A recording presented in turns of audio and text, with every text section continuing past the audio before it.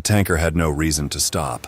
Not in open water, and definitely not with NATO drones circling like hawks overhead. At this point, the entire Baltic Sea was under a 24-hour high-alert surveillance mission, with every wave and heartbeat being recorded by some of the most advanced tech on the planet. But at exactly 2:17 in the morning, the massive rusted ship began to slow its engines, coming to a dead halt that defied every standard maritime protocol. That one move triggered a chain of events that exposed the dark side of Europe's silent war, a shadow fleet of nearly 1,000 tankers moving Russian oil and secret cargo, right under the nose of the West. NATO command believed they had the perfect plan to shut this entire network down. They had the satellites locked on, the frigates positioned, and the high-altitude drones monitoring every square inch of the deck. But they didn't realize they were walking into a masterclass counter-trap that had been planned months in advance. While the world's attention was fixed on the oil, they completely missed the real mission happening beneath the surface. This wasn't a simple smuggling run. It was a high-stakes ghost hunt where the prey was actually the one holding the gun. By the time the Navy figured out why that ship stopped, it was already too late.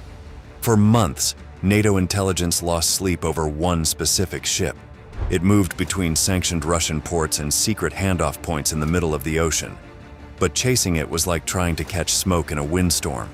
This ship was a master of disguise, appearing on radar one day and vanishing the next.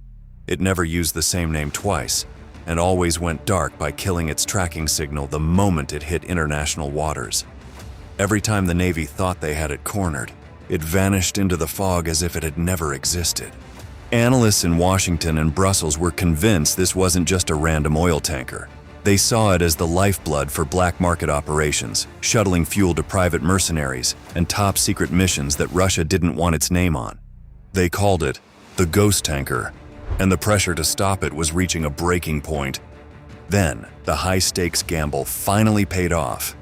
Through a web of local informants and deep cover sources, NATO didn't just get a lead on it, they got a name. They finally had the captain and his location. The ghost finally had a face, and NATO was ready to strike. The NATO plan looked flawless on paper.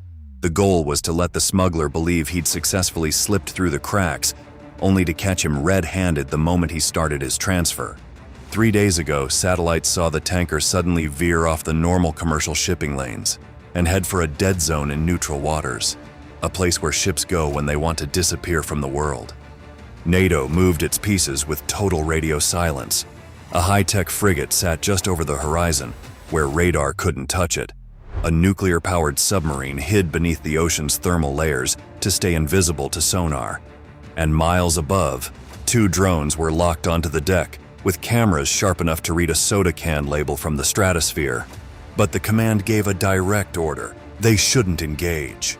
They weren't just looking for fuel, they wanted to see the handoff. They suspected the tanker was meeting someone very high up, someone who could lead them straight to the heart of the entire smuggling empire.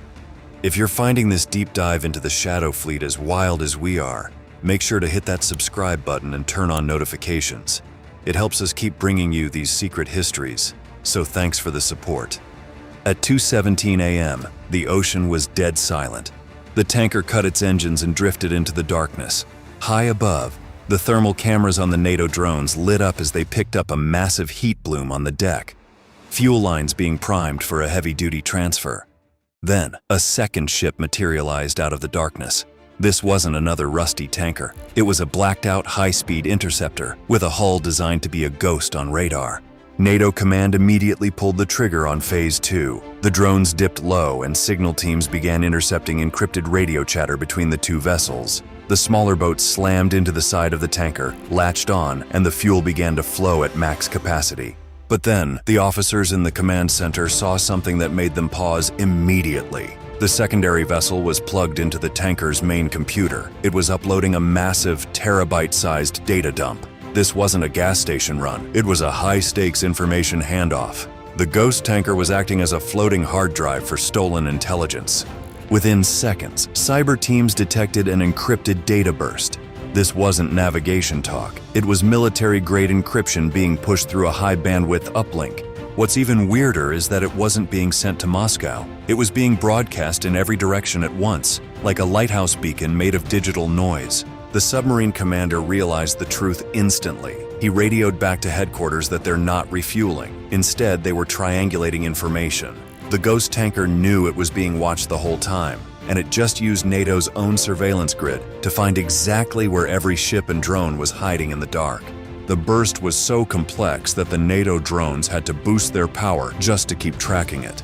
For 30 seconds, the electronic footprint of the NATO task group spiked, lighting them up like a flare in a dark room. That was exactly what the smuggler wanted. From the coastline of Kaliningrad, Russian radar systems caught the signal. They weren't looking for their own smuggler. They were looking for the NATO ships chasing him. The ghost tanker was never the cargo. It was the bait. NATO had to choose, retreat and lose face, or move in and risk a massive political fight. They chose to move. The frigate roared to life, cutting through the dark water at full speed. The smaller boat took off toward the east, but the tanker stayed put, almost inviting the confrontation. When the NATO frigate closed the distance, the tanker turned its bow directly toward the warship. Infrared cameras showed the deck wasn't covered in guns, but in signal amplifiers and advanced sensors. The NATO captain realized this was an international incident waiting to happen. Just as teams prepared to board, the submarine below detected a new contact, a low-frequency sound moving quietly through the deep. It was too big to be a drone, but it wasn't showing up on any standard subsurface maps. It had been shadowing the tanker the entire time, sitting silently in the dark. The smuggler had a heavy-duty underwater bodyguard. NATO realized they'd been played from the very start. This wasn't a fuel network, it was a mobile spy lab. The tanker spent months mapping NATO's reaction times, drone behavior, and submarine moves. Every close call they had with this ship in the past was just a recorded test to see how the West would react under pressure. NATO authorized the boarding anyway. A helicopter hovered over the deck, and a team of elite soldiers slid down the ropes. The crew didn't fight back or even draw weapons. They just stood on the deck in total silence, watching the soldiers work. Inside the bridge, the captain was standing calmly by his screens. He looked at the NATO officers and said in perfect English, "You came faster this time." The team rushed below to find the data, but self-deletion protocols were already running. Server racks were screaming as they wiped themselves clean. Within 60 seconds, every bit of digital proof was gone. The captain just smiled and told the NATO officers that they were never meant to catch them. This story never made it to the news. There were no headlines about a NATO ambush or a captured spy ship, but behind closed doors, analysts were terrified. They realized the tanker allowed itself to be caught just to see how NATO commits its assets and how fast they can coordinate a strike. Weeks later, the Russian Navy in the Baltic began changing its maneuvers. They were moving in ways that perfectly countered the secret patterns NATO had accidentally exposed during the trap. The smuggler did his job and vanished back into the shadows.